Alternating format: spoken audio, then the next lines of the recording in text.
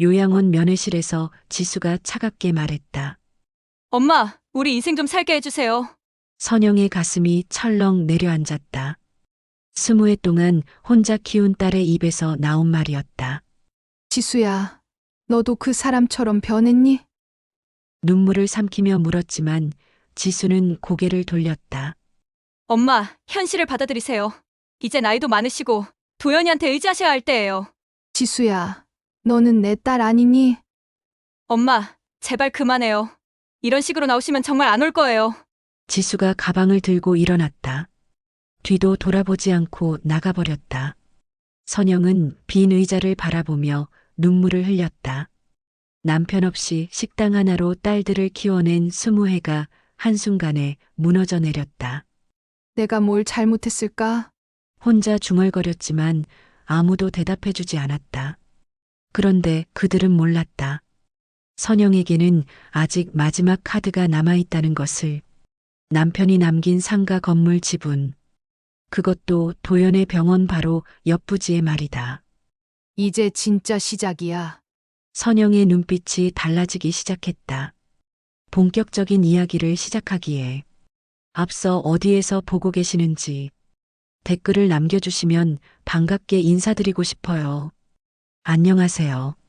저는 김선영입니다. 올해 68이죠.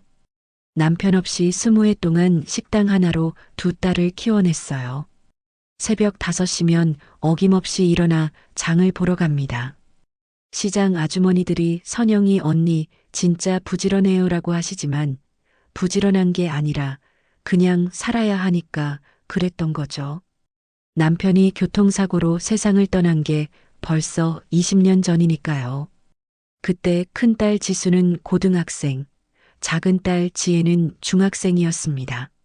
아이들 앞에서는 울면 안 되겠다 싶어서 참았는데 밤에 혼자 있을 때는 정말 막막했어요. 그래도 포기할 수는 없었죠. 아이들이 있으니까요. 식당은 작았습니다. 테이블 6개짜리 조그만 김치찌개 전문점이었어요. 그런데 이상하게 손님들이 계속 오더라고요. 여기 김치찌개 맛있다는 소문이 나면서 점점 단골들이 늘어났습니다. 선영이네 밥 간판도 딸들이 직접 써준 거예요. 지수가 엄마, 우리 집 밥이 제일 맛있어요 라고 하면서 매직으로 써줬죠. 그 간판을 보면 지금도 가슴이 뭉클해집니다. 그런데 정말 힘든 일도 있었어요. 큰딸 지수가 대학 다닐 때였는데 등록금이 부족해서 혹시나 하는 마음에 은행에 갔습니다. 그런데 담보로 내놓을 게 식당밖에 없더라고요. 직원분이 사업자금 대출은 어려우실 것 같은데요 라고 하시는데 정말 속이 쓰렸어요. 그래도 포기하지 않았습니다. 새벽 장보기 전에 파출부 일도 시작했어요. 하루에 3시간씩 청소를 하고 오면 바로 식당 문을 열었죠. 몸은 힘들었지만 아이들이 엄마 고생 많으세요 라고 할 때면 힘이 났어요. 그러던 어느 날이었습니다. 20살 정도 돼 보이는 청년이 식당에 들어왔어요. 옷차림을 보니 형편이 넉넉하지 않아 보였죠. 그런데 참 예의가 바른 거예요. 안녕하세요. 김치찌개 하나 주세요. 목소리가 또랑또랑했습니다. 그런데 밥을 먹는 모습을 보니까 정말 배가 고팠나 봐요. 정신없이 먹더라고요. 천천히 드세요. 더 필요하면 말해요. 그랬더니 그 청년이 고개를 푹 숙이면서 감사합니다라고 하는 거예요. 뭔가 짠했어요. 그 청년이 바로 윤도현이었습니다. 나중에 알고 보니 의대생이더라고요. 고시원에서 살면서 정말 어렵게 공부하고 있었어요. 도연이는 그날 이후로 일주일에 2~3번씩 왔습니다. 항상 김치찌개만 시켰어요. 그런데 어느 날 보니까 지갑에서 동전만 나오더라고요. 그래서 그냥 오늘은 서비스예요 라고 했죠. 아니에요, 사장님. 돈은 꼭 드릴게요. 도연이가 당황하면서 말했는데 참 착해 보였어요. 괜찮아요. 우리 아들뻘인데 뭐려. 그 말에 도연이 눈시울이 빨개지더라고요. 나중에 들어보니 부모님이 일찍 돌아가셔서 혼자 살고 있다고 하더라고요. 그날부터 도연이에게 특별히 신경을 썼습니다. 밥 먹을 때마다 반찬을 더 주고 가끔은 집에서 드세요라면서 도시락도 싸줬어요. 도연이는 정말 예의가 발랐어요. 사장님, 정말 감사합니다. 꼭 성공해서 보답하겠습니다라고 항상 말했죠. 그리고 시간이 날 때면 식당 청소도 도와줬어요. 그러다가 큰딸 지수와 만나게 됐습니다. 지수가 아르바이트하러 식당에 나왔을 때였어요. 도연이가 밥을 먹고 있는데 지수가 들어왔죠. 엄마, 저 사람 누구예요? 우리 단골이야. 의대생이라고 하더라. 지수가 도연이를 보더니 안녕하세요라고 인사했어요. 도연이도 안녕하세요라고 정중하게 인사했고요. 그렇게 자연스럽게 알게 됐습니다. 지수와 도연이 나이도 비슷하고 말도 잘 통하더라고요. 도연이가 지수 씨 공부하시나요? 라고 물어보니까 지수가 네, 대학교 다녀요라고 답했어요. 몇 달이 지나면서 둘이 가까워졌습니다. 도연이가 지수에게 의학 공부 이야기도 해주고 지수는 도연이에게 학교 이야기를 해주더라고요. 그런데 정말 놀라운 일이 있었어요. 도연이가 어느 날 정장을 입고 나타난 거예요. 사장님, 오늘 의사 국가고시 결과가 나왔어요. 합격했습니다. 그 말을 들었을 때 정말 기뻤어요. 내 아들이 합격한 것처럼 기뻤죠. 정말요? 축하해요. 그랬더니 도연이가 갑자기 무릎을 꿇더라고요. 사장님, 저 지수 씨와 결혼하고 싶습니다. 깜짝 놀랐어요. 그런데 이상하게 마음이 따뜻해지더라고요. 도연이는 정말 착한 청년이었거든요. 지수 생각은 어때요? 저도 도연 씨를 좋아해요. 지수도 얼굴이 빨개지면서 말했어요. 그렇게 둘이 결혼하게 됐습니다. 결혼식도 소박하게 했어요. 도연이 가족이 없어서 제가 양쪽 어머니 역할을 다 했죠. 도연아, 이제 우리 진짜 가족이야. 그 말에 도연이가 어머님 감사합니다. 평생 잊지 않겠습니다라고 하더라고요. 결혼 후에 도연이는 정말 열심히 살았어요. 인턴 생활을 하면서도 틈틈이 식당에 와서 안부를 물었죠. 그리고 레지던트 과정을 마치고 드디어 개원을 하게 됐을 때 저도 정말 뿌듯했어요. 개원식 날 도연이가 모든 사람 앞에서 말했습니다. 장모님이 제 인생의 은인입니다. 장모님 덕분에 오늘의 제가 있을 수 있었어요. 그 순간 정말 가슴이 벅찼어요. 내가 도연이를 도와준 게 아니라 도연이가 우리 가족이 되어준 거라는 생각이 들었거든요. 도연이의 병원이 문을 연 지 2년이 지났습니다. 처음에는 환자가 많지 않아서 걱정했는데 입소문이 나면서 점점 사람들이 몰려들기 시작했어요. 선영이네 사위가 의사래요. 진료도 꼼꼼히 봐주고 친절하다던데요. 동네 아주머니들이 하나둘씩 소문을 내더니 어느새 예약이 꽉 차게 됐습니다. 도연이가 어머님, 오늘도 환자가 많이 왔어요 라고 말할 때마다 정말 뿌듯했어요. 그런데 조금씩 변화가 느껴지기 시작했습니다. 도연이가 예전만큼 자주 식당에 오지 않더라고요. 바쁘니까 당연하다고 생각했죠. 어느 날 지수가 혼자 식당에 왔습니다. 얼굴이 좀 어두워 보였어요.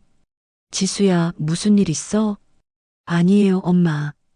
그냥 엄마 얼굴 보고 싶어서 왔어요. 그런데 지수의 옷차림이 예전과 달랐습니다. 브랜드 가방을 들고 있고 목걸이도 반짝반짝 빛나더라고요. 그 목걸이 예쁘네. 도연이가 사준 거야? 네, 병원 잘 되니까 사주더라고요.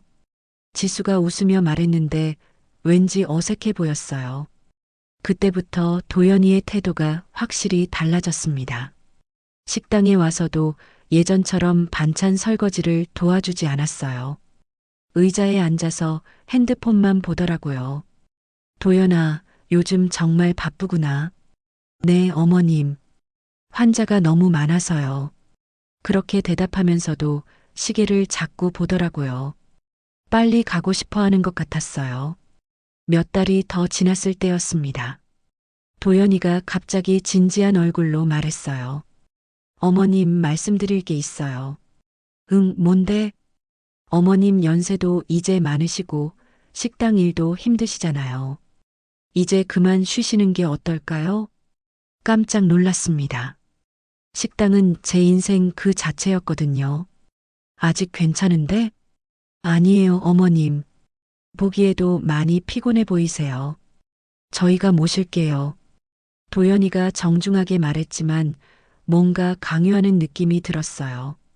그래도 이 식당은 내가 20해 동안 해온 일인데. 어머님, 이제 저도 의사가 됐으니까 어머님을 편하게 모실 수 있어요. 지수도 그렇게 하자고 하던데요. 지수가 정말 그렇게 말했나 싶어서 물어봤어요. 지수가 그랬어? 네, 엄마가 너무 힘들어 보인다고 하더라고요. 그 말을 듣고 나니 마음이 복잡해졌습니다. 딸이 정말 그렇게 생각하나 싶기도 하고 한편으로는 도연이가 효자라는 생각도 들었어요. 며칠을 고민했습니다. 정말 나이가 드니까 몸이 예전만 같지 않았어요. 새벽에 일어나는 것도 힘들고 하루 종일 서 있는 것도 부담스러웠죠. 그래서 결국 결정했습니다. 알겠어.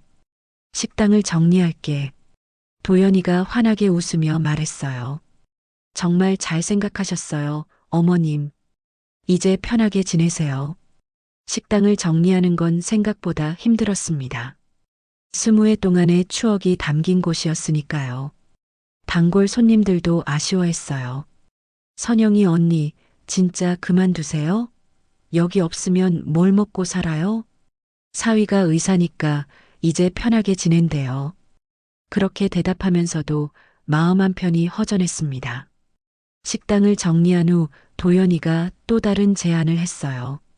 어머님, 집도 저희 앞으로 명의를 넘기시는 게 어떨까요?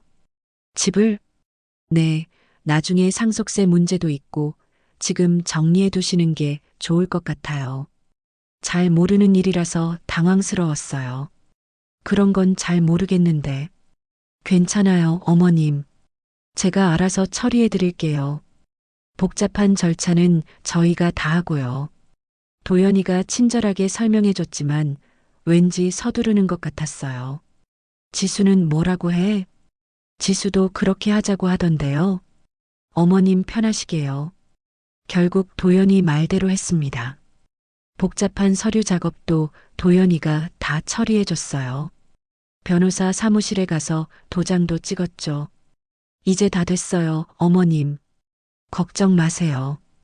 도연이가 만족스러운 표정으로 말했습니다. 그런데 그날 밤 이상한 일이 있었어요. 화장실에 가려고 일어났는데 거실에서 도연이가 전화 통화를 하고 있었습니다. 야, 진짜 대박이야. 이제 장모 재산은 다 내 거야. 목소리가 들뜬 것 같았어요. 술을 마신 것 같기도 하고요. 아니야, 장모는 아무것도 몰라. 그냥 효자인 줄 알고 있어. 심장이 쿵쾅거렸습니다. 뭔가 잘못됐다는 느낌이 들었어요. 식당도 정리하게 했고 집도 내 명의로 넘어왔어. 이제 시작이야. 전화 통화가 계속됐습니다. 장모가 돈이 얼마나 있는지 알아? 식당으로 벌어놓은 돈이 꽤 있거든. 다리에 힘이 풀렸습니다. 벽에 기대서 겨우 서 있을 수 있었어요. 그래, 내가 의사 되는데 투자한 거 이제 회수해야지. 그 말을 듣는 순간 정말 충격이었어요. 도연이가 저를 이용한 거였나요? 장모는 순진해서 좋아. 내가 효자인 줄 알고 있으니까. 전화를 끊는 소리가 들렸습니다. 저는 조용히 방으로 돌아갔어요. 침대에 누워서도 잠이 오지 않았습니다. 도연이의 말이 계속 머릿속에 맴돌았어요. 이제 장모 재산은 다 내 거야. 정말 그럴 리가 없다고 생각하고 싶었어요. 도연이는 착한 아이였거든요. 그런데 방금 들은 말은 뭐였을까요? 혹시 제가 잘못 들었나 싶어서 자꾸 의심했어요. 하지만 그 목소리는 분명히 도연이 목소리였습니다. 다음 날 아침 도연이가 인사를 했어요. 어머님, 안녕히 계세요. 병원 가봐야겠어요. 평소와 똑같은 모습이었습니다. 웃는 얼굴도 예전과 다르지 않았어요. 응, 조심해서 가렴. 그렇게 대답했지만 마음이 무거웠어요. 거울을 보니 제 얼굴이 많이 어두워져 있었습니다. 하룻밤 사이에 이렇게 늙어 보일 수가 있나 싶었어요. 정말 내가 잘못 들었을까? 혼자 중얼거렸지만 가슴 한구석이 계속 불안했습니다. 뭔가 단순한 일이 아닌 것 같다는 직감이 들었어요. 며칠이 지나도 그날 밤 들은 도연이의 말이 머리에서 떠나지 않았습니다. 혹시 정말 제가 잘못 들었을까 싶어서 계속 의심했어요. 도연이는 여전히 예의 바른 모습이었거든요. 그런데 우연히 확인할 기회가 생겼습니다. 지수가 감기에 걸려서 도연이 병원에 가자고 해서 따라갔어요. 어머님도 같이 가세요. 건강검진 받으시는 게 좋을 것 같아요. 도연이가 친절하게 말했지만 왠지 어색했어요. 병원에 도착하니 정말 많은 환자들이 기다리고 있었습니다. 접수처 직원이 원장님 장모님이세요? 라고 물어보더라고요. 네, 맞아요. 그랬더니 특별히 빨리 봐드릴게요라고 하면서 안내해줬어요. 검사를 받는 동안 지수는 진료실에 있고 저는 대기실에서 기다렸습니다. 그런데 접수처에서 간호사들이 대화하는 소리가 들렸어요. 원장님, 장모님 정말 복 많으시네요. 왜요? 아들 같은 사위를 두셔서요. 집도 사드리고 병원비도 다 내드리고요. 순간 귀가 번쩍 뜨였습니다. 그런데 제가 들기로는 그 집이 원래 장모님 거였다던데요? 아니에요. 원장님이 직접 그러시던데 우리 장모님은 그냥 명의만 빌려줬지 실질적으론 다 내가 샀다고요. 가슴이 철렁했습니다. 제가 잘못 들은 게 아니었어요. 장모님이 식당도 하셨잖아요. 그것도 원장님이 자본금 대준 거래요. 장모님 혼자서는 못했을 거예요. 말도 안 되는 소리였습니다. 제가 남편 없이 20해 동안 혼자 일군 식당인데요. 아무튼 원장님 정말 효자세요. 장모님을 그렇게 잘 모시니까요. 간호사들의 대화가 계속됐지만 더 이상 듣기 힘들었어요. 검사가 끝나고 집으로 돌아오는 길이 너무 길게 느껴졌습니다. 지수와 도연이가 무슨 말을 하는지 귀에 들어오지 않았어요.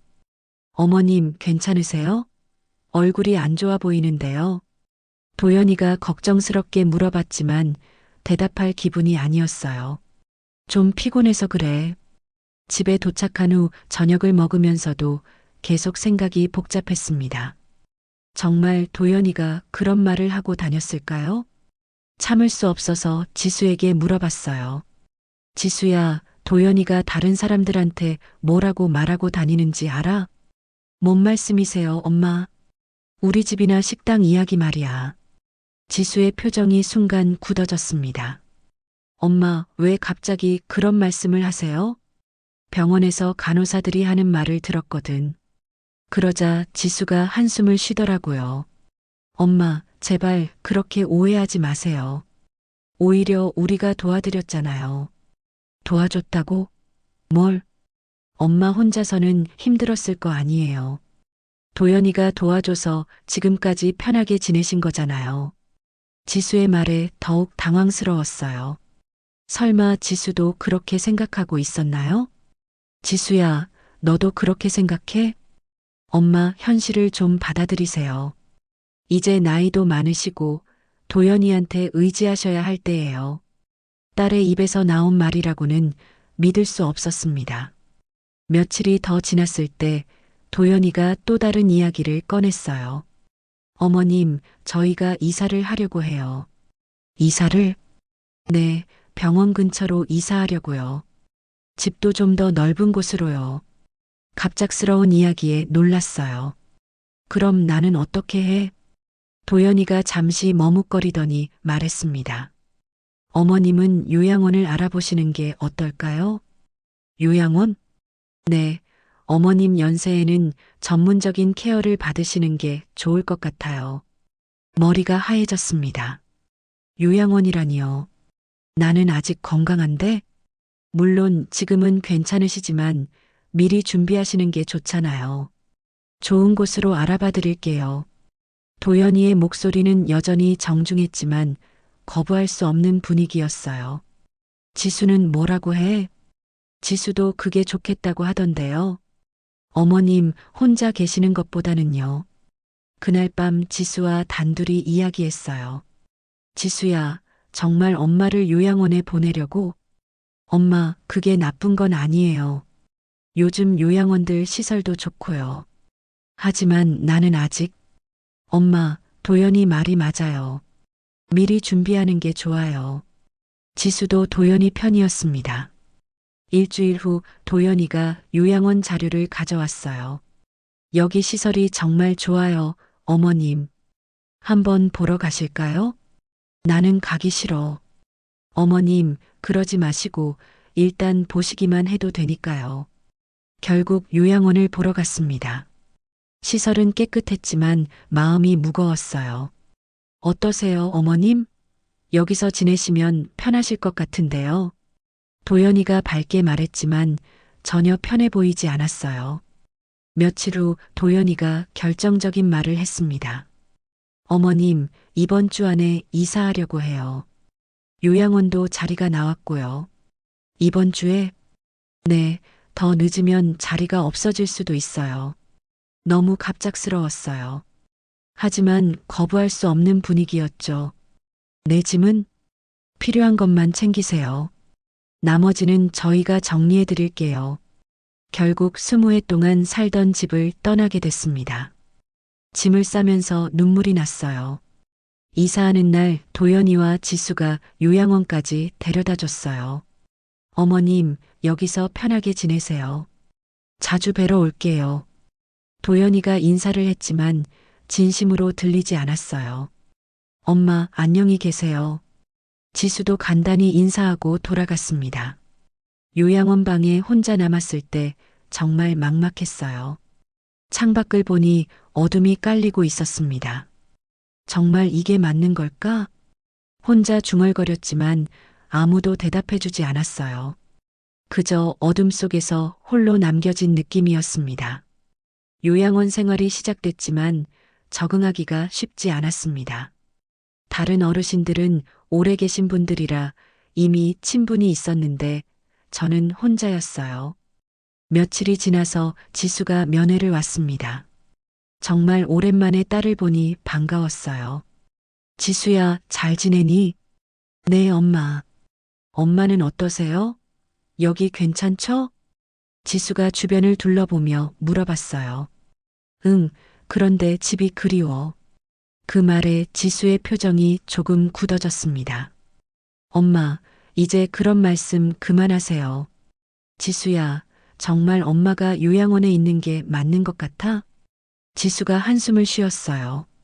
엄마, 현실을 받아들이세요. 이제 나이도 많으시고요. 나는 아직 혼자 살 수 있어. 건강하다고. 그러자 지수가 갑자기 목소리를 높였습니다. 엄마, 우리 인생 좀 살게 해주세요. 그 말이 가슴에 박혔어요. 내가 딸의 인생에 방해가 되고 있다는 뜻이었을까요? 지수야, 너도 그 사람처럼 변했니? 눈물을 삼키며 물어봤어요. 엄마, 왜 자꾸 도연이를 나쁘게 말씀하세요? 도연이가 엄마한테 얼마나 잘했는데요. 잘했다고? 내 재산을 다 가져가 놓고? 엄마, 그게 무슨 말이에요? 도연이가 언제 엄마 재산을 가져갔어요? 지수가 정말 모르는 건지 아니면 일부러 모른 척 하는 건지 알 수 없었어요. 지수야, 정말 모르겠니? 우리 집도 식당도 다 도연이 이름으로 넘어갔잖아. 그건 세금 문제 때문에 그런 거예요. 엄마를 위해서요. 딸마저 도연이 편을 드니까 정말 절망스러웠어요. 지수야, 너는 내 딸 아니니? 그 말에 지수가 화를 냈습니다. 엄마, 제발 그만해요. 이런 식으로 나오시면 정말 안 올 거예요. 그리고는 가방을 들고 일어났어요. 지수야, 가지 마. 엄마, 마음 정리하세요. 현실을 받아들이시고요. 지수가 뒤도 돌아보지 않고 나가버렸습니다. 그날 밤 잠을 이룰 수 없었어요. 딸마저 등을 돌렸다는 생각에 가슴이 무너져 내렸습니다. 며칠 후 요양원 직원이 찾아왔어요. 어머님, 죄송한 말씀인데 비용 문제가 있어서요. 비용이요? 네, 사위분께서 처음에는 내겠다고 하셨는데 갑자기 어머님이 직접 내셔야 한다고 하시더라고요. 당황스러웠어요. 도연이가 비용을 내준다고 했는데요. 얼마나 내야 하는데요? 한 달에 150만 원입니다. 그 금액을 듣고 깜짝 놀랐어요. 제가 어디서 그런 돈을 구하겠어요? 좀 기다려 주시면 안 될까요? 죄송하지만 규정상 어려우실 것 같습니다. 결국 요양원에서도 나가야 했습니다. 짐을 싸면서 정말 막막했어요. 갈 곳이 없었거든요. 다행히 옛날 단골 손님이었던 분이 도와주셨어요. 선영이 언니, 우리 동네에 원룸 하나 있는데 거기라도 가세요. 그렇게 해서 허름한 원룸에 들어가게 됐습니다. 보증금도 그분이 빌려주셨어요. 나중에 꼭 갚을게요. 괜찮아요, 언니. 천천히 하세요. 원룸은 정말 작았습니다. 화장실과 부엌이 한 곳에 있었고 방은 겨우 침대 하나 들어갈 정도였어요. 그래도 나만의 공간이 있다는 게 다행이었습니다. 며칠 후 은행에 갔어요. 제 이름으로 된 통장이 얼마나 남아 있는지 확인하려고요. ATM에서 잔액을 조회했는데 깜짝 놀랐습니다. 단 한 푼도 남지 않았다고? 여러 번 확인해 봤지만 정말 잔액이 0원이었어요. 은행 직원에게 물어봤습니다. 이 통장에서 언제 돈이 나갔는지 알 수 있나요? 네, 잠시만요. 직원이 확인해 보더니 말했어요. 지난달에 전액 출금되셨네요. 윤도현 씨가 인출하셨습니다. 머리가 띵했어요. 도연이가 제 돈을 다 가져간 거였어요. 그분이 어떻게 제 통장에서 돈을 뺄 수 있죠? 위임장이 있으셨던 것 같은데요. 위임장이라니요. 언제 그런 걸 썼었나 기억이 나지 않았어요. 집으로 돌아오는 길에 도연이의 병원 앞을 지나게 됐습니다. 큰 간판에 윤도현 내과의원이라고 써 있었어요. 환자들이 줄을 서서 기다리고 있었고 도연이는 진료실에서 바쁘게 일하고 있는 것 같았어요. 그 모습을 보니 화가 치밀어 올랐습니다. 내가 도와준 그 청년이 이렇게 성공해서 잘 살고 있는데 정작 나는 원룸에서 혼자 지내고 있다니요. 그날 밤 원룸에서 혼자 앉아 있으면서 생각했어요. 정말 이대로 끝인가? 창밖으로 도연이의 병원 간판이 보였습니다. 밤늦도록 불이 켜져 있었어요. 그래, 넌 나를 버렸지. 혼자 중얼거렸어요. 이제 내가 너를 버릴 차례야. 그 순간 마음속에서 뭔가 바뀌는 걸 느꼈습니다. 지금까지는 당하기만 했지만 이제는 달랐어요. 거울을 보니 제 눈빛이 예전과 달라져 있었습니다. 체념이 아니라 결심이 서린 눈빛이었어요. 아직 끝난 게 아니야. 작은 목소리로 말했지만 그 말에는 힘이 있었습니다. 도연이는 제가 순한 양인 줄 알고 있을 거예요. 하지만 이제는 달랐습니다. 20해 동안 혼자 두 딸을 키우면서 얼마나 많은 어려움을 견뎠는데요. 이 정도로 무너질 사람이 아니었어요. 기다려라, 윤도현. 창밖의 병원 간판을 보면서 다짐했습니다. 이제 진짜 시작이었어요. 그날 밤 잠을 이루지 못하고 뒤척이다가 서랍을 열어봤습니다. 오래된 서류들이 들어있었어요. 요양원에서 나올 때 챙겨온 것들이었죠. 그 중에서 낡은 봉투 하나가 눈에 띄었습니다. 남편이 돌아가시기 전에 제게 맡겨둔 것이었어요.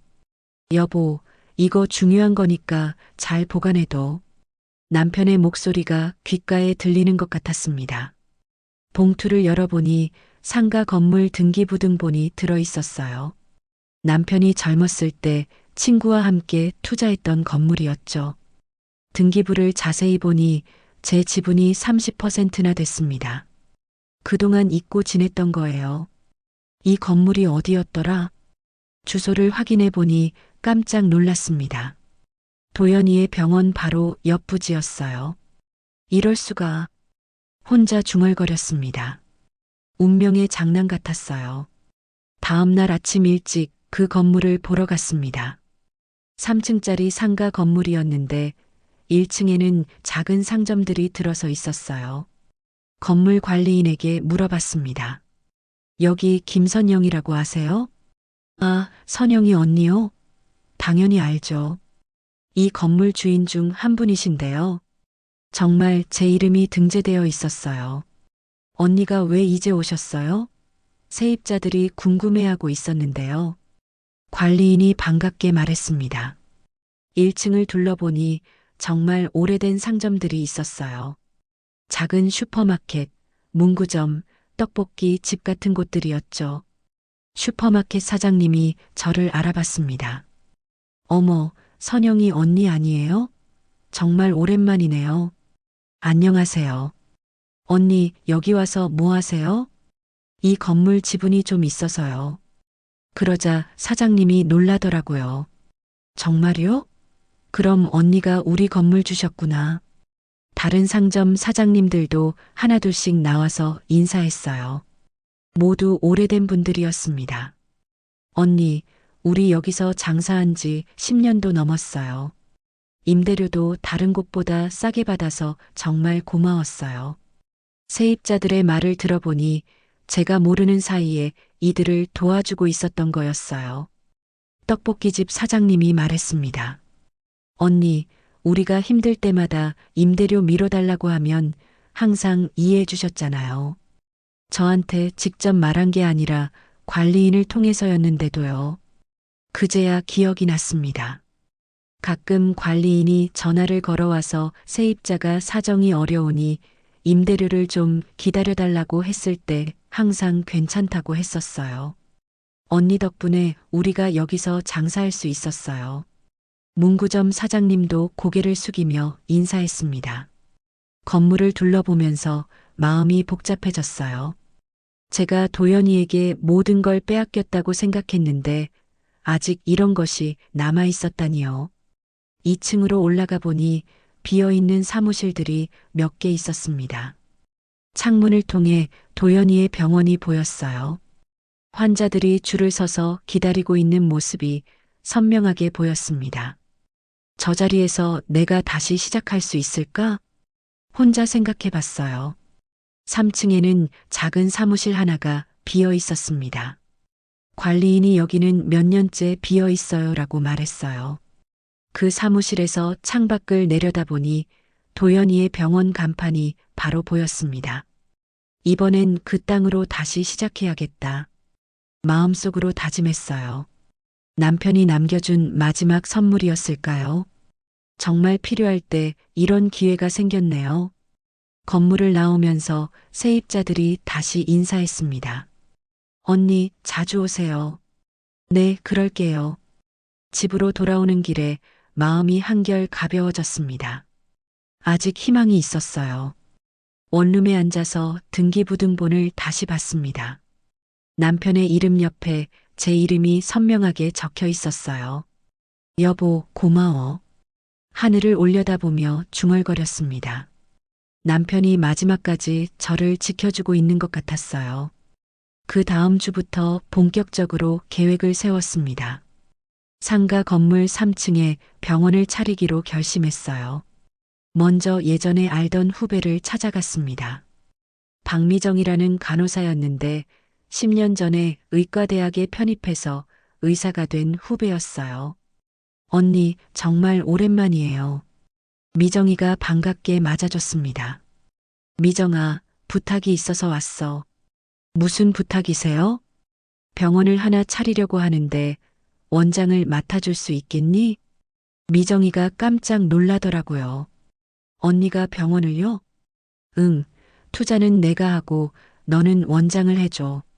자세한 사정을 설명해 줬더니 미정이가 흔쾌히 승낙했어요. 언니, 저도 독립하고 싶었는데 잘 됐네요. 미정이는 대학병원에서 10년 넘게 일한 실력 있는 의사였습니다. 다음 달부터 리모델링 공사가 시작됐어요. 3층 전체를 병원으로 만들기로 했습니다. 공사 기간 동안 세입자들이 많이 도와줬어요. 언니, 병원 차리신다면서요? 정말 기대돼요. 슈퍼마켓 사장님이 응원해줬습니다. 우리 동네에 좋은 병원이 하나 더 생기면 좋죠. 떡볶이집 사장님도 격려해줬어요. 공사가 진행되면서 도연이의 병원에서도 관심을 보이기 시작했습니다. 간호사들이 궁금해하더라고요. 옆 건물에 새 병원이 들어온다던데요? 맞아요. 공사하는 거 보니까 꽤 큰 규모네요. 간호사들의 대화가 들렸어요. 2달 후 드디어 병원이 문을 열었습니다. 이름은 진심의원으로 정했어요. 진심으로 환자를 대하자는 뜻이었습니다. 개원 첫날부터 환자들이 찾아왔어요. 동네 분들이 궁금해서 오신 거였죠. 여기 새로 생긴 병원이죠? 네, 맞습니다. 편하게 오세요. 미정이가 정말 친절하게 환자들을 맞이했어요. 며칠이 지나면서 입소문이 나기 시작했습니다. 새로 생긴 병원 의사 선생님이 정말 친절하시더라. 진료도 꼼꼼히 봐주시고 설명도 자세히 해주시고요. 환자들의 반응이 좋았어요. 특히 기존에 도연이 병원을 다니던 분들이 하나둘씩 옮겨오기 시작했어요. 저기 병원은 의사가 불친절해요. 환자 말도 제대로 안 들어주고요. 간호사들도 까칠하고 대기 시간도 너무 길어요. 도연이 병원에 대한 불만이 쌓여 있었던 것 같았어요. 한 달이 지나니 진심이 온 환자 수가 크게 늘어났습니다. 반대로 도연이 병원은 환자가 눈에 띄게 줄어들었어요. 언니, 대박이에요. 환자가 너무 많아서 진료실을 하나 더 만들어야 할 것 같아요. 미정이가 기뻐했습니다. 저도 뿌듯했어요. 정직하게 환자를 대하니까 사람들이 알아주더라고요. 2달째가 되니 도연이 병원 상황이 더욱 안 좋아졌습니다. 간호사들이 걱정하는 목소리가 들렸어요. 요즘 환자가 너무 줄었어요. 원장님도 스트레스 받으시는 것 같고요. 도연이가 초조해하는 모습이 보였어요. 3달째에는 상황이 더욱 심각해졌습니다. 도연이 병원 직원들이 하나둘씩 그만두기 시작했어요. 급여도 밀리고 환자도 없고 힘들어요. 간호사 한 명이 그만둔다고 하더라고요. 그러던 어느 날 도연이가 부동산 중개업소에 나타났습니다.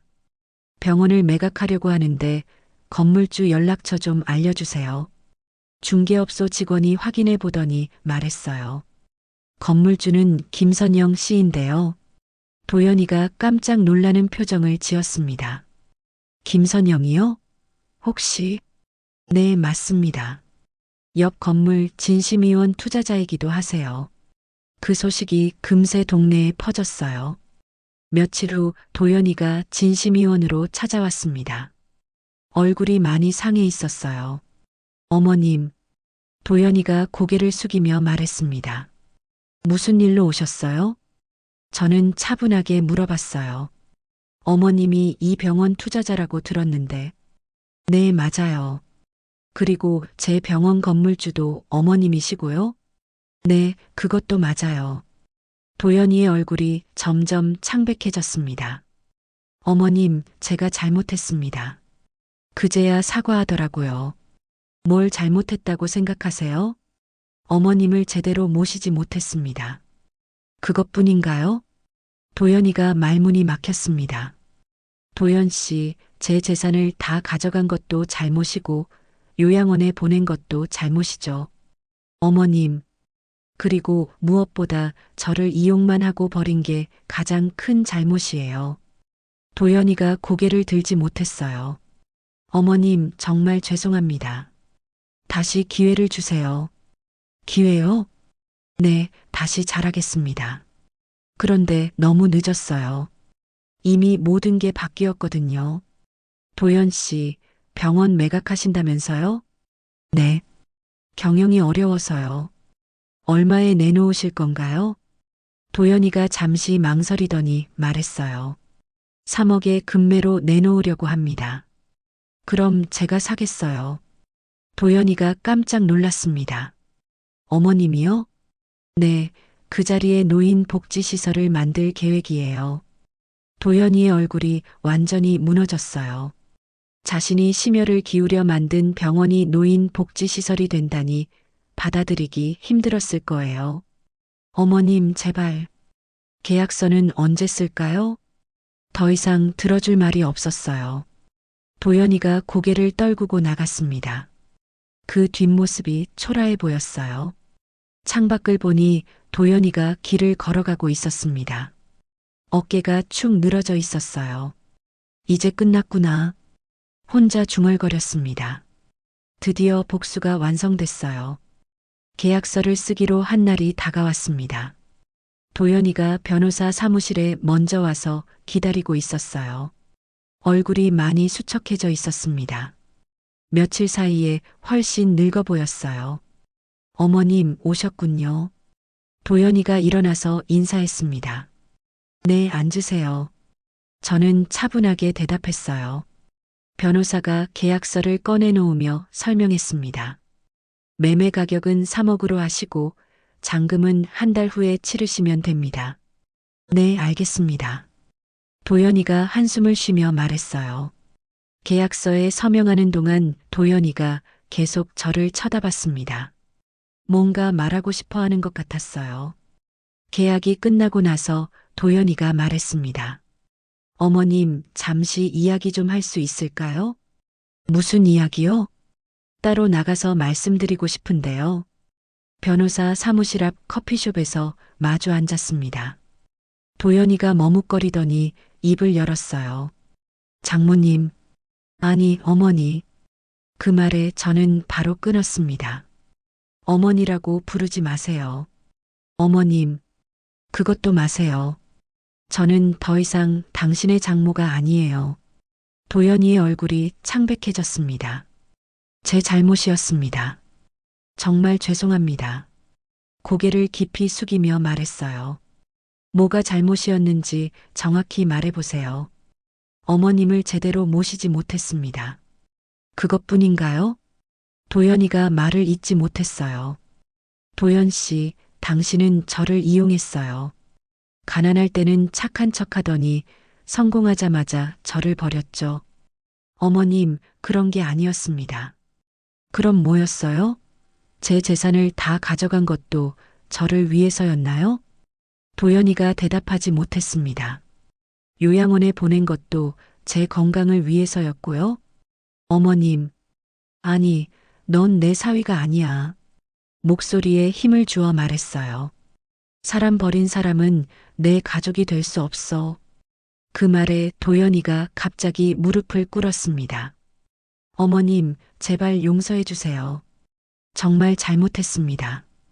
커피숍 안에 사람들이 쳐다봤지만 신경 쓰지 않았어요. 도연 씨, 일어나세요. 어머님, 다시 한 번만 기회를 주세요.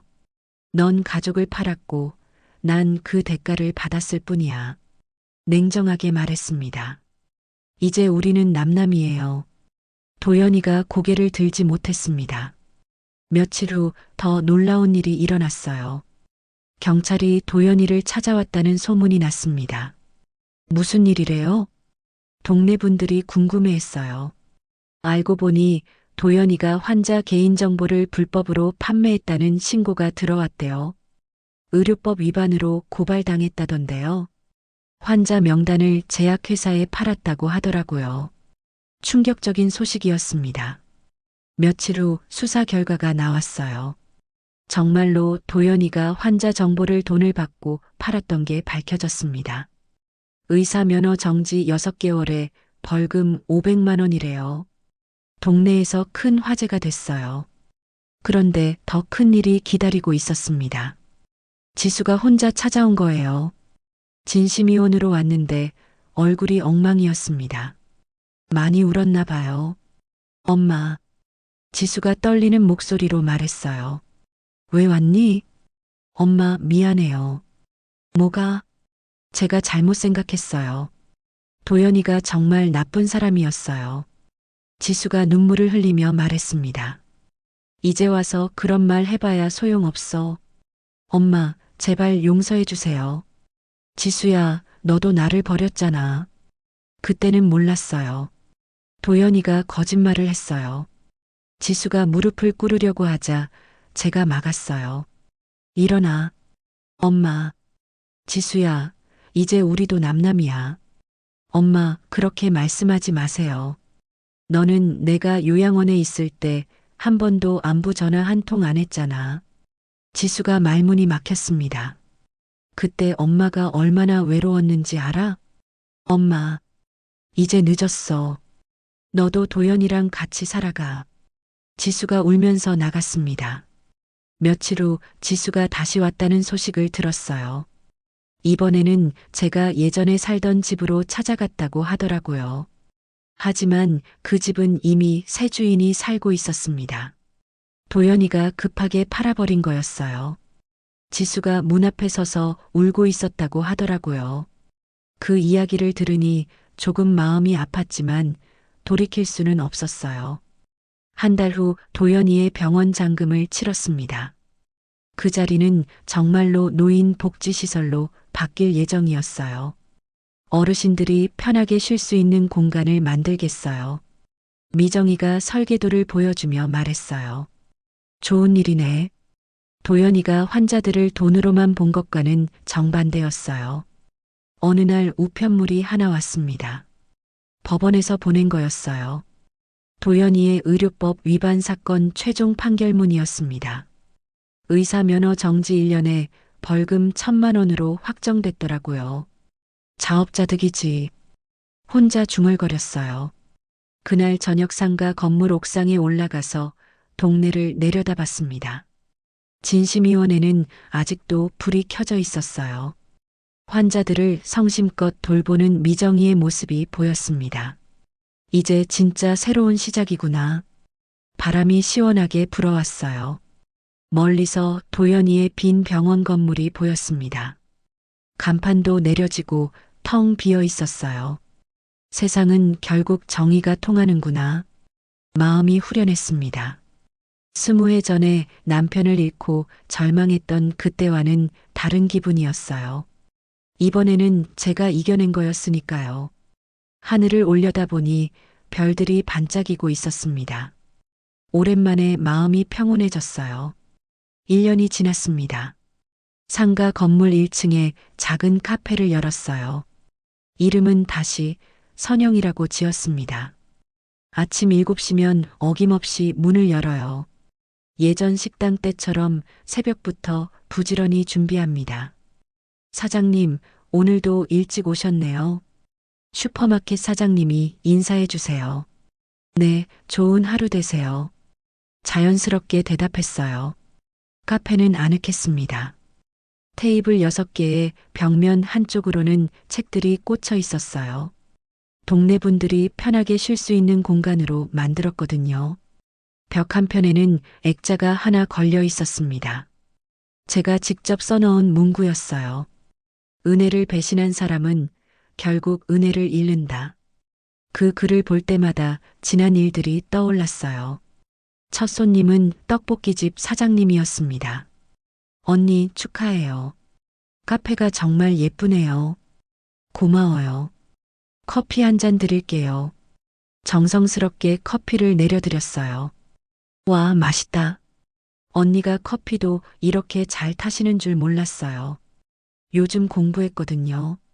정말로 몇 달 동안 바리스타 과정을 배웠어요.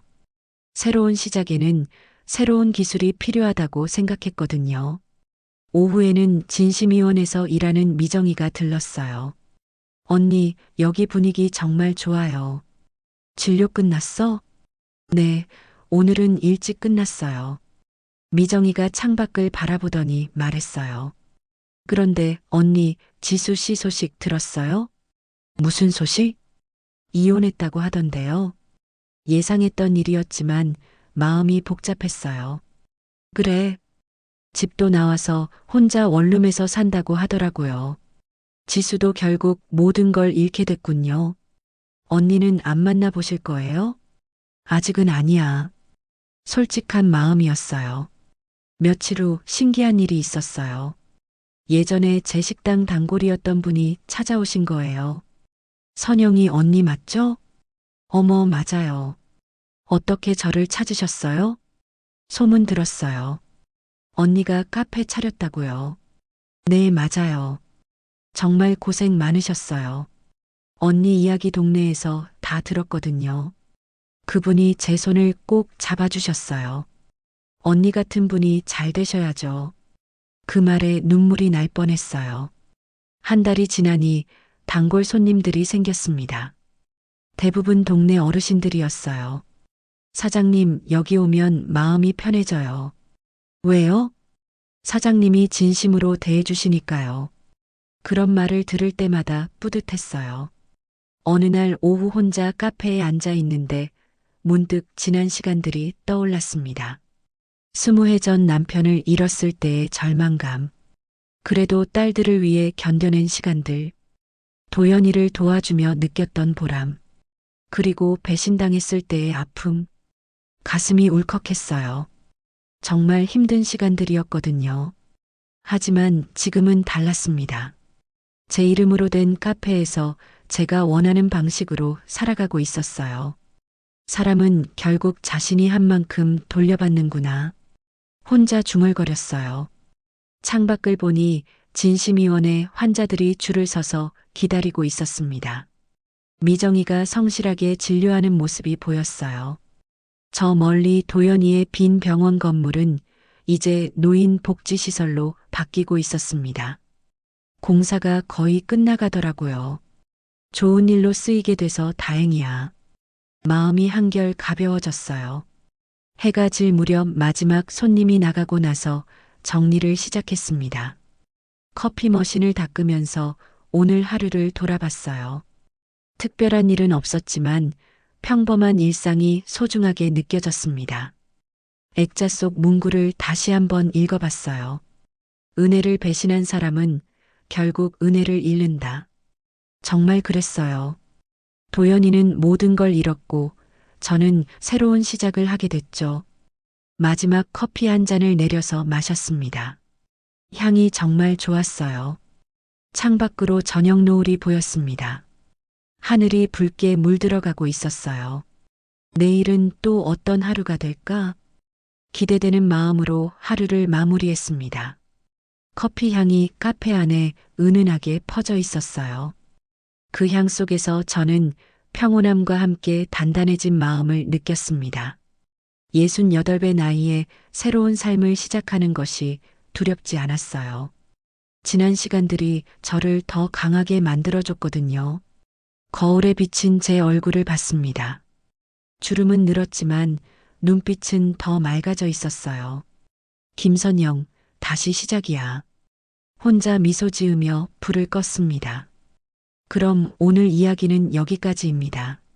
영상을 시청해주신 모든 분들 고맙습니다. 저는 AI 나레이션 박정현이었습니다. 구독과 좋아요는 저에게 큰 힘이 됩니다. 감사합니다.